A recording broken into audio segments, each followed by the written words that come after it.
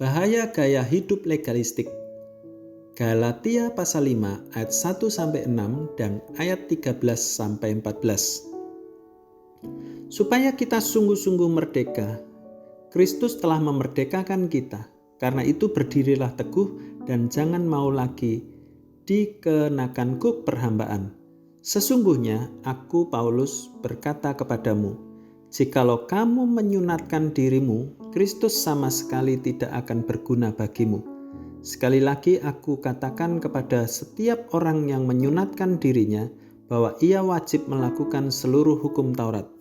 Kamu lepas dari Kristus jikalau kamu mengharapkan kebenaran oleh hukum Taurat. Kamu hidup di luar kasih karunia, sebab oleh Roh dan karena iman kita menantikan kebenaran yang kita harapkan. Sebab bagi orang-orang yang ada di dalam Kristus Yesus, hal bersunat atau tidak bersunat tidak mempunyai sesuatu arti, hanya iman yang bekerja oleh kasih. Saudara-saudara, memang kamu telah dipanggil untuk merdeka, tetapi janganlah kamu mempergunakan kemerdekaan itu sebagai kesempatan untuk kehidupan dalam dosa, melainkan layanilah seorang akan yang lain oleh kasih. Sebab seluruh hukum Taurat tercakup dalam satu firman ini, yaitu kasihilah sesamamu manusia seperti dirimu sendiri. Seorang wanita ditinggal mati oleh ibunya. Kurang yakin dengan karya keselamatan Kristus telah menyelamatkan ibunya, ia bertanya, apakah ada doa atau ritual tradisi lain yang dapat ditambahkan kepada peringatan duka ibu saya? Siapa tahu hal itu dapat melapangkan perjalanannya menuju ke surga. Ini adalah pemahaman yang keliru. Jemaat Galatia juga terancam oleh pengajaran guru-guru palsu. Mereka menganjurkan agar jemaat menambahkan pemahaman tradisi lama pada prosedur untuk mendapatkan keselamatan. Mereka menafsirkan kembali hukum Taurat dan mencampur adukkan ke dalam pengajaran Paulus. Salah satunya adalah tradisi sunat, yang katanya akan dapat menyempurnakan keselamatan dalam Kristus. Mengenai hal itu, Paulus dengan tegas mengatakan bahwa orang-orang seperti itu sebagai orang-orang yang hidup di luar kasih karunia. Galatia 5 ayat yang keempat.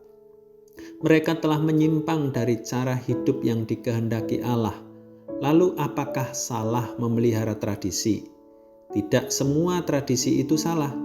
Ada tradisi-tradisi yang baik. Bahkan Yesus sendiri mengajarkan tradisi baru pada murid-muridnya, misalnya melakukan perjamuan kudus sebagai peringatan akan dirinya. 1 Korintus pasal 11 ayat 23-26.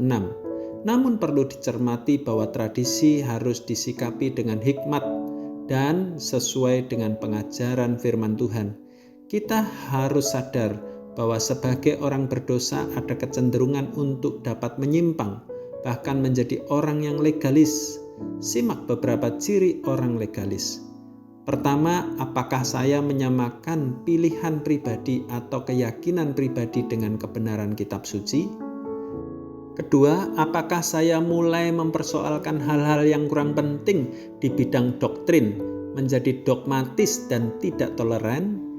Ketiga, apakah saya cenderung berfokus pada penampakan luar daripada memperdalam hubungan dengan Tuhan? Keempat, apakah saya lebih merisaukan hal-hal kecil dalam hal memberikan perpuluhan tetapi tidak menunjukkan kasih dan pengampunan kepada sesama? Jika Anda memiliki ciri-ciri di atas, ada kecenderungan bahwa Anda seorang legalis. Waspadailah pemahaman Anda dan belajarlah untuk mengoreksi diri.